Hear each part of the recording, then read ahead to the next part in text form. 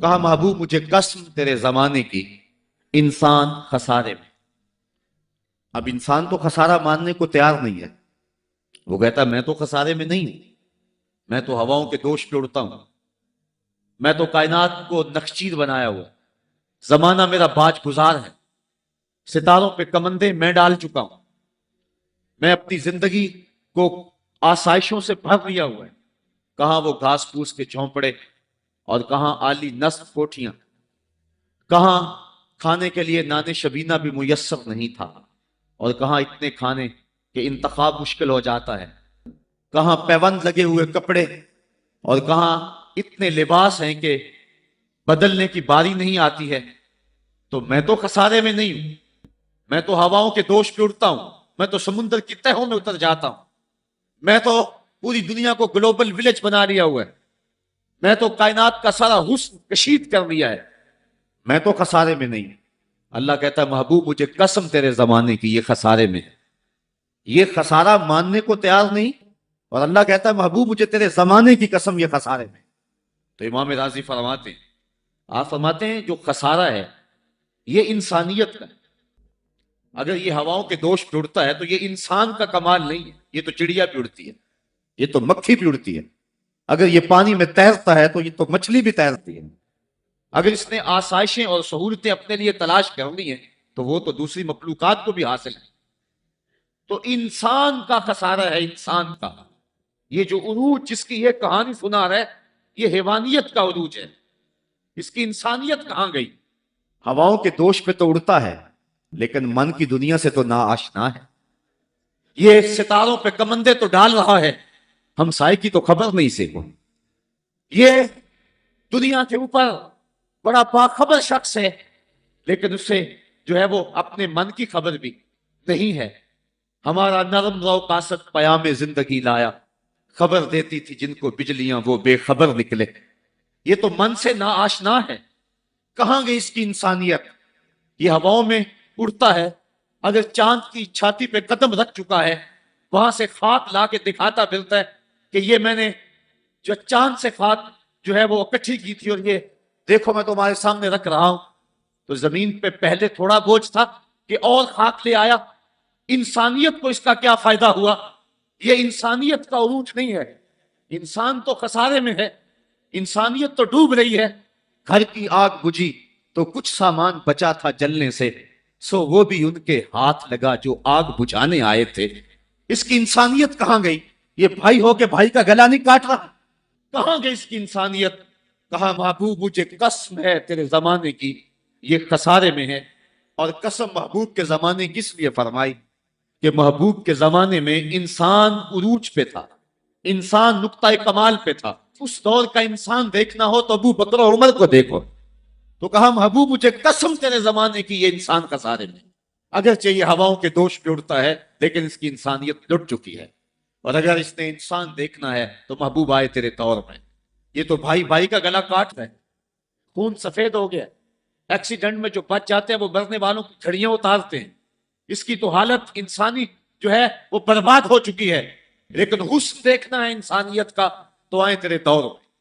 جب ایک شخص زخموں سے چور تڑپ رہا ہے اور کہتا ہے العطش، ہائے مجھے پیاس لگی، ایک بندہ کہیں سے پانی کا پیالہ لیے اس کی پیاس بجھانے کے لیے آگے بڑھتا ہے اور اس کو پانی دیتا ہے اور وہ بھی ہونٹوں تک لے آتا ہے کہ دوسری طرف سے آواز آتی ہے العطش، تو یہ پیالہ اسی وقت پیچھے کر دیتا ہے اور کہتا ہے میرے بھائی کو شاید زیادہ پیاس لگی ہے، پہلے اسے دے دو مجھے بعد میں دینا۔ اور یہ جب اس کے پاس جاتا ہے اور وہ پانی پینے لگتا ہے تو تیسری جگہ سے آواز آتی ہے، یہ اسے پانی دیتا ہے تو چوتھی جگہ سے آواز آتی ہے، حتیٰ کہ 7 اشخاص کے پاس پانی لے کے جاتا ہے اور ہر ایک آگے ترجیح دیتا ہے۔ اور جب وہ 7ویں شخص کے پاس پہنچتا ہے تو پہلے کے کرانے کی آواز بڑھ جاتی ہے، یہ کہتا ہے پیچھے بھاگ، پہلے اسے پانی دے۔ اور جب یہ پلٹ کے آتا ہے تو اس کی روح پرواز کر جاتی، پھر دوسرے کے پاس جاتا ہے تو اس کی روح پرواز کر جاتی۔ پانی کا ایک پیالہ اور 7 آدمی زندگی اور موت کی کشمکش میں، نزا کا عالم، اور ایک دوسرے کو ترجیح دے رہے ہیں۔ کہا یہ تھا حسن انسانیت کا۔ محبوب جو تیرے زمانے میں تھا، مجھے قسم تیرے زمانے کی یہ انسان خسارے میں ہے، اگر خسارے سے بچنا ہے تو دامن محمد کا تھامنا ہو۔ الا الذین آمنوا کا بیان اس پہ گواہی دے رہا ہے۔ تو یہ انسان کا خسارہ ہے۔ انسانیت کا خسارہ ہے۔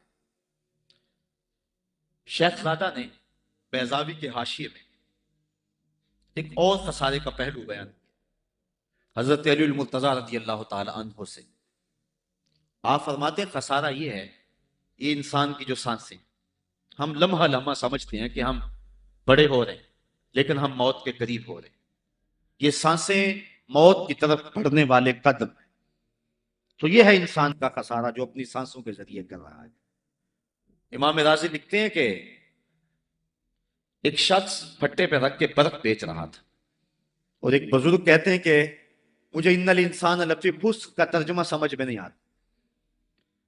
جب اللہ کرم نوازی فرمانے لگے تو پھر ہدایت کے سامان اس کے لیے بنتے چلے جاتے، اور جب کسی کی بہتری کا اللہ ارادہ نہ کرے تو اسے قرآن سے بھی ہدایت نہیں ملتی۔ تو وہ کہتے ہیں میں گیا بازار میں، سمرقند کا بازار تھا، وہاں ایک آدمی پھٹے پہ رکھ کے برف بیچ رہا تھا، اور آواز کیا لگا رہا تھا، توجہ چاہوں، کہہ رہا تھا ارحموا من یذوب راس مالہ، اور میرے پہ رحم کرو، مجھ سے برف لے لو، اگر تم نے برف خریدنے میں دیر کر دی تو میں کمائی کیا کرنی ہے، جو میں نے پیسے لگائے ہیں وہ بھی میرے لٹ جائیں گے، میرا راس المال بھی برباد ہو جائے گا، کیونکہ برف ایسا سودا ہے کہ اگر گاہک وقت پہ نہ پہنچے تو نقصان ہو جاتا۔ کوئی اور چیز ہے آج نہیں بکی تو کل بیچ لیں گے، کل نہیں تو پرسوں بیچ لیں گے، لیکن برف کا اگر گاہک وقت پہ نہ آیا تو کمائی کیا کرنی ہے، راس المال بھی لٹ جائے۔ تو وہ جانے والوں کو کہہ رہا تھا ارحموا من یذوب راس مالہ، اور میرے پہ رحم کرو، مجھ سے برف لے لو، اگر تم نے دیر کر دی تو میرا اثاثہ بھی لٹ جائے گا، میرا راس المال بھی برباد ہو جائے گا۔ تو وہ بزرگ فرماتے ہیں جب اس نے یہ بات کہی تو مجھے ان الانسان لفی خسر کا ترجمہ سمجھ میں آ گیا۔ میں نے کہا کہ ہم بھی اپنے سانسوں کی برف کو پگھلا رہے ہیں، اور قطرہ قطرہ جس طرح برف پگھلتی ہے، سانس سانس کر کے زندگی پگھل رہی ہے۔ اگر جلدی جلدی ان سانسوں کے بدلے میں نیکیاں لے لیتے ہیں تو یہ زندگی بچ جائے گی، ورنہ یہ زندگی برف کی طرح پگھل رہی ہے۔ ان الانسان لفی خسر، انسان خسارے کا سودا کر رہا ہے، لمحہ لمحہ موت کے قریب ہو رہا ہے، یہ سمجھ رہا ہے میں بڑا ہو رہا ہوں لیکن یہ چھوٹا ہو رہا ہے۔ جب گنتی الٹی شروع ہو جائے تو کام جلدی زیرو پر آ جاتا ہے، کسی کی 60 سے، کسی کی 70 سے، کسی کی 100 سے گنتی الٹی شروع ہے، اور لمحہ لمحہ ہم موت کی طرف بڑھ رہے ہیں۔ یہ انسانیت کا خسارہ ہے۔ ایک مفسر ہوا تبا تبائی، ہے تو ویسے ڈاماڈول لیکن بات بڑی پتے کی لکھ گیا۔ وہ کہتا ہے خسارے کا ایک اور پہلو، اور اس میں میں آپ کی تھوڑی سی توجہ بھی چاہوں گا۔ وہ کہتا ہے خسارہ یہ ہے کہ اللہ نے ایک شے کو ایک حسن دیا ہے تو دوسرے حسن سے اسے محروم رکھا ہے، تو وہ شے کہتی ہے کہ میں خسارے میں۔ اس کی مثال وہ کہتا ہے یہ پھول ہیں، ان میں خوشبو ہے لیکن روشنی نہیں ہے، اندھیرے میں آپ ان سے چراغاں نہیں کر سکتے، تو پھول کہیں گے ہم خسارے میں، ہمارے میں خوشبو تو ہے لیکن روشنی نہیں۔ چاند میں روشنی ہے لیکن اس میں خوشبو نہیں ہے، تو چاند کہتا ہے میں خسارے میں، کہ میرے میں روشنی تو بڑی ہے، میرے دم سے کائنات میں اجالے تو پھیل جاتے لیکن خوشبو نہیں ہے، میں خسارے میں۔ ایک بچہ کہتا ہے میرے میں بچپنے کی معصومیت تو ہے لیکن جوانی کا پانک پن نہیں ہے، لہٰذا میں خسارے میں۔ ایک جوان کہتا ہے میرے میں جوانی کا حسن تو ہے لیکن بڑھاپے کا تجربہ نہیں، لہٰذا میں خسارے میں۔ اور ایک بوڑھا کہتا ہے کہ میرے میں بڑھاپے کا تجربہ تو ہے لیکن اب بچپنے کی وہ معصومیت کا، وہ کاغذ کی کشتی، وہ بارش کا پانی۔ اور اقبال کہتا ہے، آپ کے شہر اقبال میں آیا ہوں، وہ کہتا ہے کہ جنبش زنجیر در سے لطف آتا تھا مجھے، وہ کنڈی بھی ہلتی تھی تو اس سے بھی لطف آ جاتا تھا، آج تو نغمے بھی نہیں نہ بہلاتے، لیکن اس بچپن میں کنڈی کے ہلنے سے بھی لطف آ جاتا تھا تو غم بھول جایا کرتے تھے۔ وہ کیا کسی نے کہا تھا کہ اپنے جل جانے کا بھی احساس نہیں تھا، جلتے ہوئے شعلوں کو چھیڑا کرتے تھے، اب تو ایک آنسو بھی رسوا کر جاتا ہے، بچپن میں جی بھر کے رویا کرتے تھے، اب تو وہ رونے کا حسن بھی نہیں نہ رہا۔ تو کہا کہ میرے پاس بڑھاپے کا تجربہ تو ہے لیکن بچپنے کی معصومیت نہیں ہے، لہٰذا میں خسارے میں ہوں۔ ایک شب زندہ دار کہتا ہے کہ میرے پاس سحری کے آنسو تو ہیں لیکن علم کا بانکپن نہیں ہے، اور ایک عالم کہتا ہے کہ میرے پاس علم کے کمال تو ہیں لیکن تہجد کے سجدے نہیں ہیں، لہٰذا میں خسارے میں ہوں۔ بلبل کہتی ہے میرے لہجے میں تو حسن ہے لیکن میرے بازوؤں میں طاقت نہیں ہے، لہذا میں خسارے میں ہوں۔ شیر کہتا میرے بازوؤں میں تو طاقت ہے لیکن میرے پر نہیں ہے کہ میں اڑ سکوں، لہذا میں خسارے میں ہوں۔ کوئل کہتی ہے میرے لہجے میں تو جادو ہے لیکن رنگ میرا کالا ہے، لہذا میں خسارے میں ہوں۔ مور کہتا ہے میرے پروں میں تو حسن ہے لیکن میرے پاؤں بدصورت ہیں، لہذا میں خسارے میں ہوں۔ تو وہ کہتا ہے کہ کائنات کی ہر شے کسی نہ کسی طرح خسارے میں ہے، لیکن پھر کہتا ہے اگر تمہیں شوق ہو کہ ایک ذات ایسی بھی دیکھے جس میں خسارہ نہ ہو تو آؤ مدینے کی گلی میں آ جاؤ۔ حسن کی ساری شوخیاں، جمال کے سارے کریمے اور حسن کا سارا باپ پن اگر ایک ساتھ میں دیکھنے کا شوق آ جائے، حسن یوسف دم عیسیٰ ید بیسا داری ہما دارند آنچے خوپاں تو تنہا داری۔ کائنات حسن جب پھیلی تو لامحدود تھی اور جب سمٹی تو تیرا نام بن کے رہ گیا۔ اگر یہ شوق ہو کہ کائنات کے سارے حسن ایک پیکر میں دیکھیں تو کہا اس کے لیے میں نے ایک محمد ہی بنا دیا۔ سارے حسن ایک پیکر میں آپ کو ملیں گے، سارے کمال اور سارے جمال اور سارے عروج اور ساری عزتیں اور سارے مراتب آپ کو ایک ذات میں جمع ملیں گے، اور محمد ہوتا ہی وہ ہے جو مجمع کمالات ہو۔ تو کہا کہ یہ ہے ایک خسارے کا پہلو، اور کائنات میں ایک ہی شخص ہے جو خسارے سے بچا ہوگا۔ اب جو اس ذات سے وابستہ ہوگا وہ بھی خسارے سے بچ جائے گا۔ الا الذین آمنوا، جس کے ہاتھ میں یہ دامن وہ خسارے سے بچ جائے گا، ورنہ خسارے سے کوئی بچ نہیں سکتا۔ نہ دولت بچا سکتی ہے، نہ اقتدار کی بچھی ہوئی مسندیں خسارے سے بچا سکتی ہیں، نہ کوئی اور انسان کو دنیاوی کمال خسارے سے بچا سکتا ہے۔ اگر خسارے سے بچنا ہے تو ہاتھوں میں دامن مصطفیٰ لینا ہوگا۔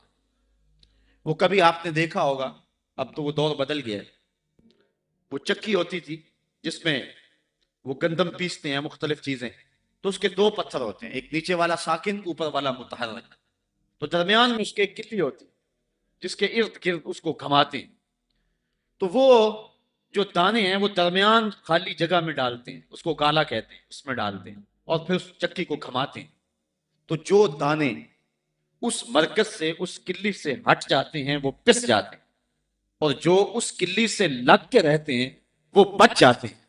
کہا محبوب مجھے قسم تیرے زمانے کی، انسان خسارے میں ہے، الا الذین آمنوا، بچے گا وہ جو تیرے دامن سے لپٹ جائے گا۔ اور یہ میں مفہوم ایمان کا جو آپ کے سامنے دامن مصطفیٰ سے تمسک اختیار کرنا، یہ میری جذباتیت کا کمال نہیں، حقیقت ہی ہے۔ علامہ سعد الدین تفتازانی علیہ رحمہ شرح قائد میں لکھتے ہیں کہ ایمان ہے کیا؟ آپ فرماتے ہیں الایمان ہی تصدیق بما جاء بہ النبی صلی اللہ علیہ وسلم، حضور کے علاوہ ایمان ہو ہی نہیں سکتا ہے، یہ ممکن ہی نہیں ہے۔ اور یہ بات بھی ذہن میں بٹھا لیں کہ حضور سے ذہنی تعلق کا نام ایمان نہیں ہے، حضور سے قلبی تعلق کا نام ایمان ہے، اور یہ میرے مسلک کی پہچان ہے۔ صرف ذہنی تعلق کا نام ایمان نہیں ہے، قلبی تعلق کا نام ایمان ہے۔ اس کو مزید سہل کروں تو حضور کو نبی جاننے کا نام ایمان نہیں ہے، نبی ماننے کا نام ایمان۔ ورنہ کتنے لوگ تھے جانتے تھے لیکن ایمان نہ لائے۔ الذین آتیناہم الکتاب یعرفونہ کما یعرفون ابناءہم، جن کو ہم نے کتاب دی وہ ایسے جانتے تھے جس طرح بیٹوں کو جانا کرتے، لیکن اس کے باوجود ایمان نصیب نہیں ہوا۔ ایمان جاننے کا نام نہیں ہے، ایمان ماننے کا نام۔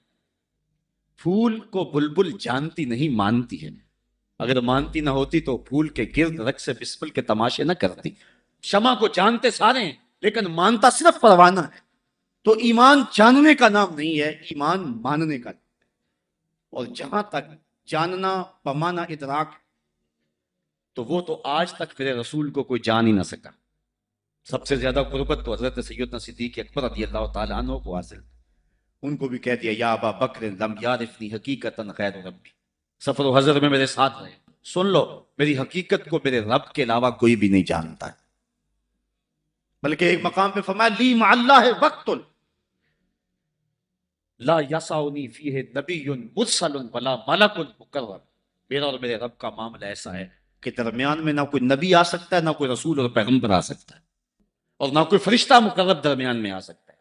تو جہاں تک تعلق ہے حضور کو جاننے کا بمعنی ادراک، تو آج تک حضور کو اللہ کے علاوہ کوئی جان ہی نہیں سکا ہے۔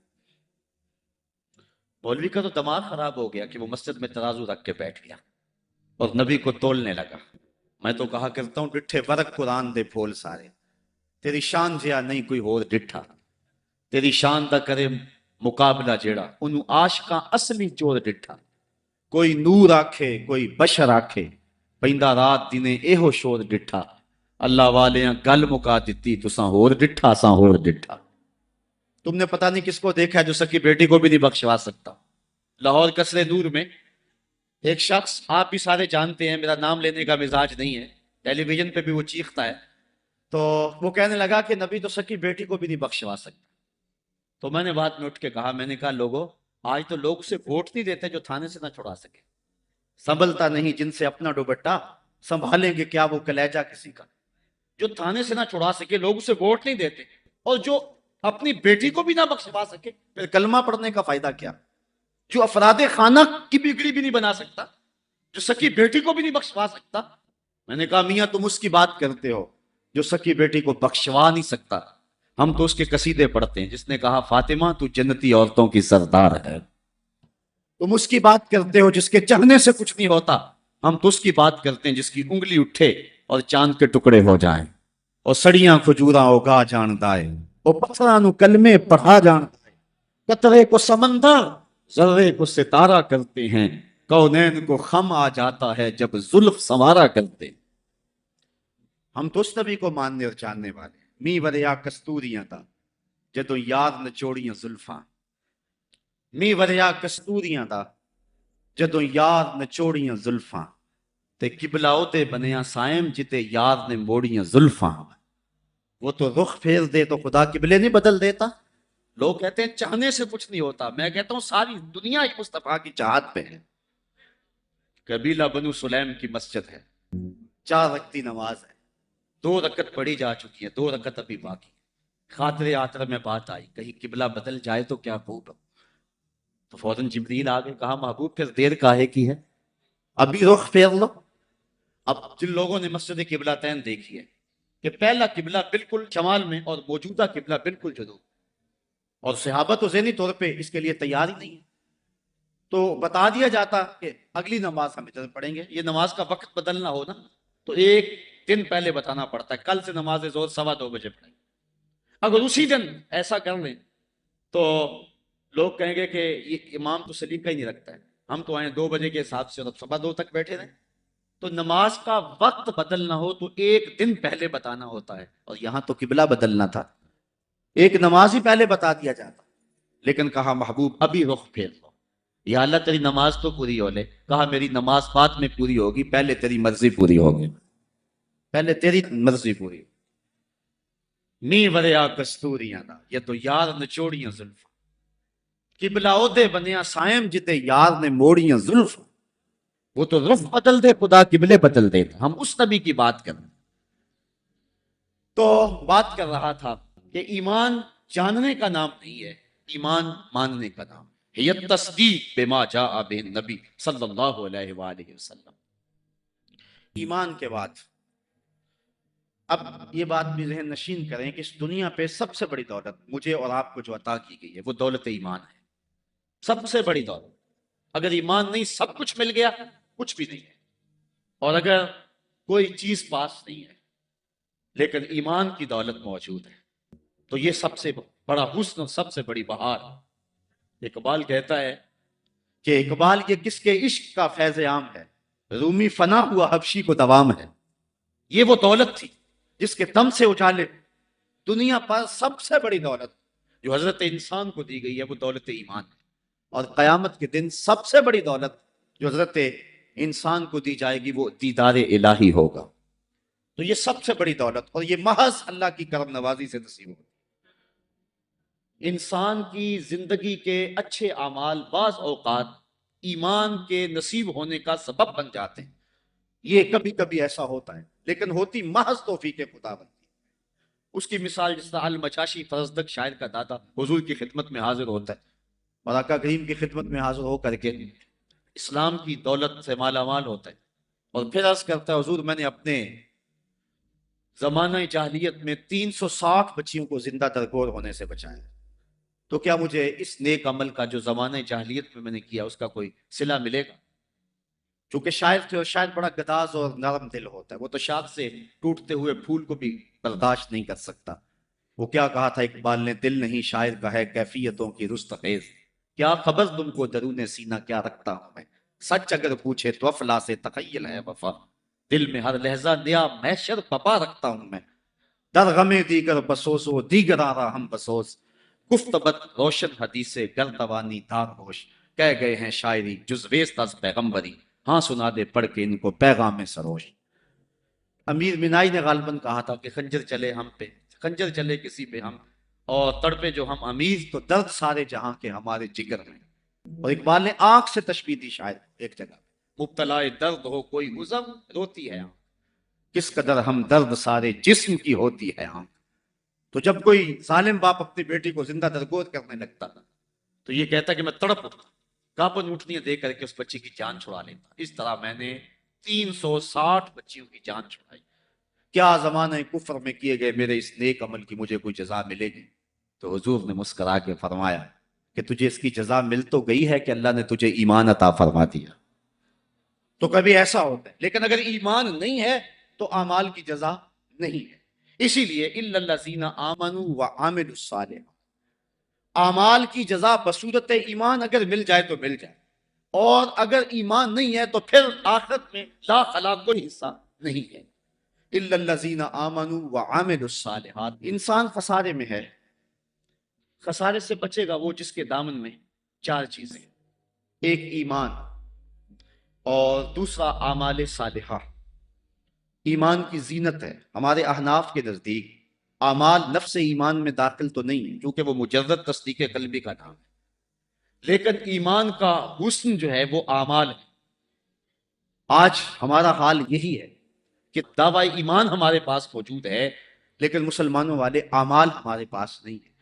تیرے صوفے ہیں فرنگی، تیرے کالی ہیں ایرانی، خون کے آنسو رلاتی ہے جوانوں کی تن آسانی، ہر کوئی مست مئے ذوق تن آسانی ہے، تم مسلمان ہو یہ انداز مسلمانی، حیدری فقر ہے نئے دولت عثمانی ہے، تم کو اسلاف سے کیا نسبت روحانی ہے، وہ معزز تھے زمانے میں مسلمان ہو کر اور تم خار ہوئے وہ تارک قرآن ہو کر۔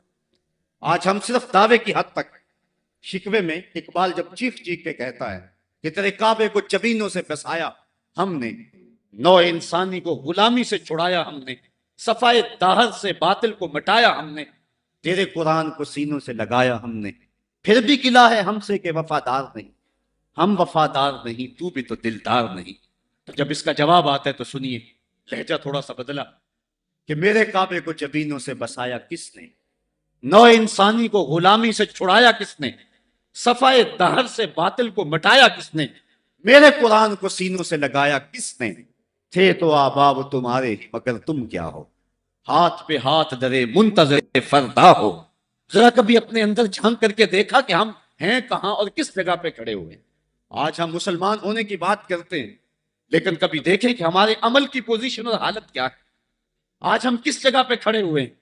لالو لکشمن پرساد نے ایک کتاب لکھی عرب کا چاند، اور یہ ایک ہندو رائٹر ہے، اور اس میں اس نے حضور کی سیرت اتنے خوبصورت اور دل فریب پیرائے میں بیان کی کہ گویا سطروں کے اندر چراغ ہی رکھ دیے ہیں۔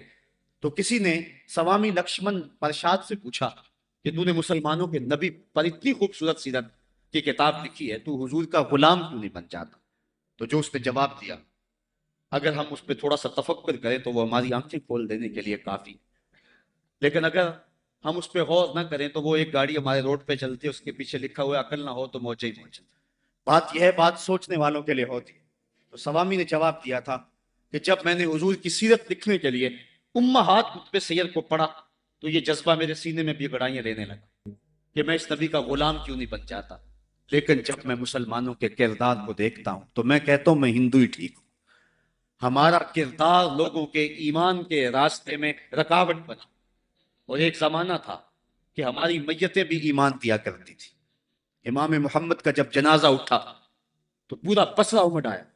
یہودی عیسائی کہنے لگے مسلمانوں کا امام جا رہا ہے اور اس کا آخری دیدار ہے، چلو تم بھی آخری دیدار میں شامل ہو جاؤ، جنازے میں شامل ہو جاؤ.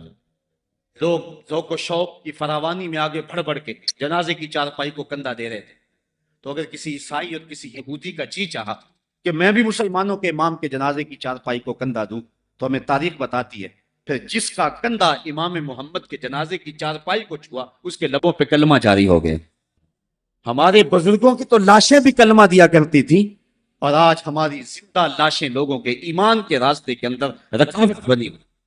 ہم کبھی غور کریں، رو رہی ہے آج ایک ٹوٹی ہوئی مینا اسے، کل تلک گردش میں جس ساکی کے پیمانے رہے.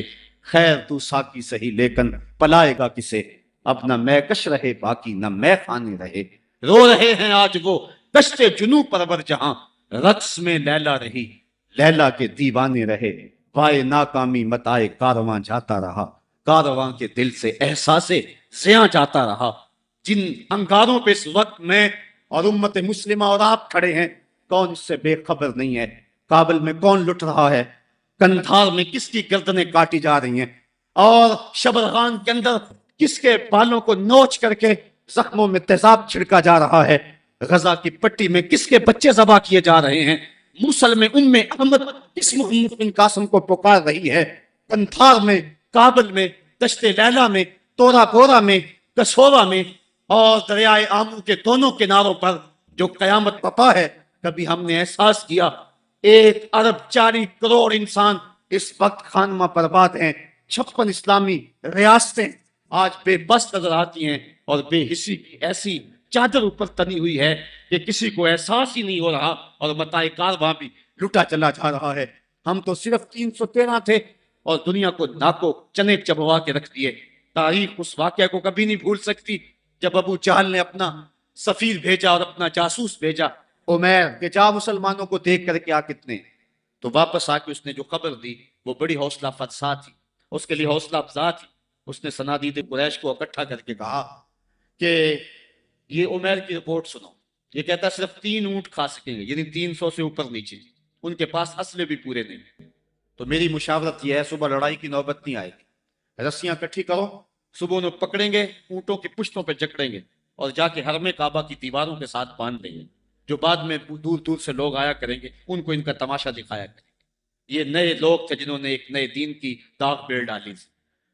جب یہ ساری باتیں وہ کر چکا تو عمیر نے جو بات کہی تاریخ نے اس کو محفوظ کیا.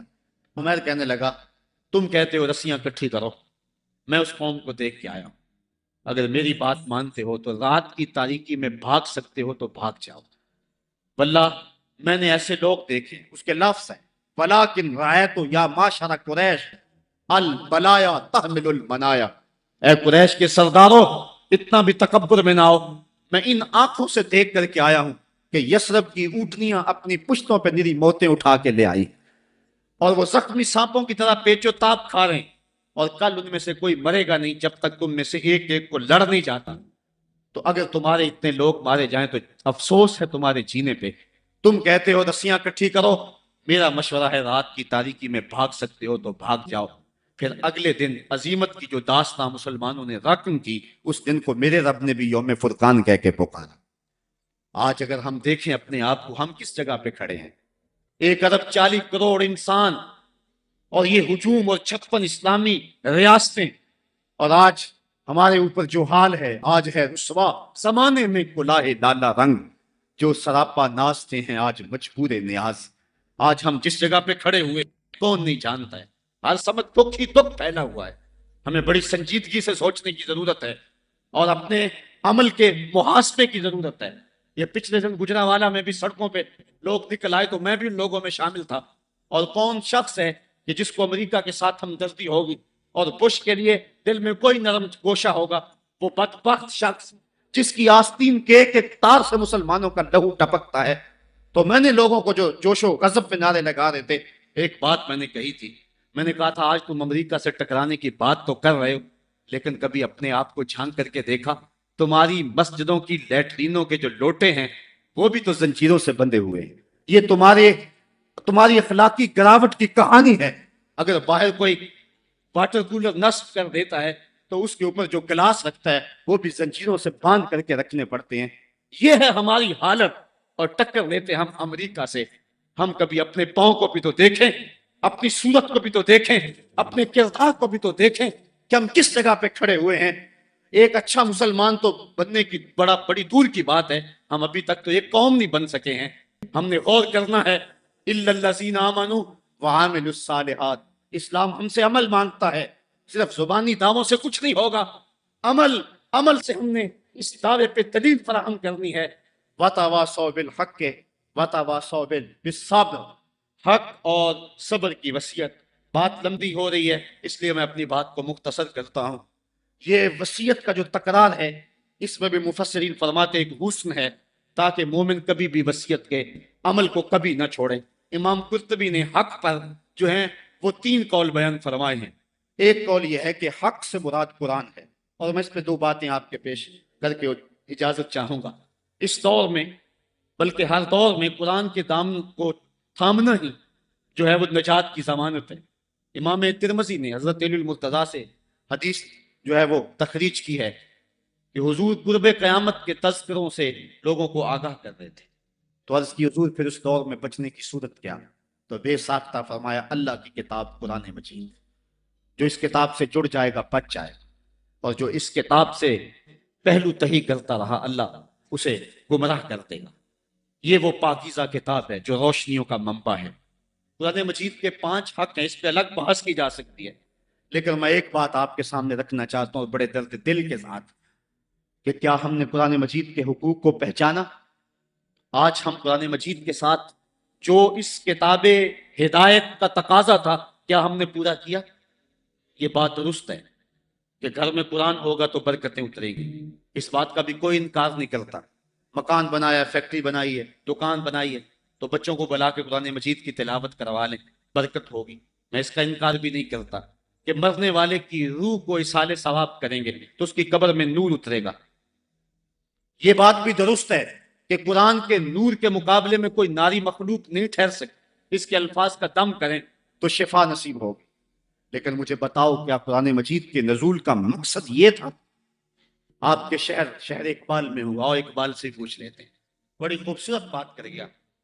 بندے صوفی و بلّہ اسیری حیات از حکمت قرآن گیری بآیاتش ترا کار جزی دیس کیا یاسین آساں ببیری. وہ کہتا تو جاہل, صوفی اور کاہل بلّہ کے ایسے پھندے میں پھنسا کہ تو نے قرآن سے زندگی تلاش نہیں کی. قرآن کی آیتوں سے تجھے صرف اتنا ہی کام رہ گیا کہ جب تیرے بوڑھے کی روح اٹک گئی تو سورہ یاسین لے کے بیٹھ گیا تاکہ اس کی روح آسانی سے نکلے. اقبال کہتے اس میں کوئی شک نہیں ہے کہ اس کی روح آسانی سے نکل جائے گی, لیکن مجھے تو افسوس تیرے پہ یہ ہے کہ تو نے قرآن سے بھی مرنا ہی سیکھا. جس قرآن سے تو نے مرنا سیکھا کاش اس قرآن سے تو نے جینا بھی سیکھ لیا ہوتا. اس کا ایک ایک حرف زندگی بخش ہے, اس کا ایک ایک لفظ نور بانٹتا ہے.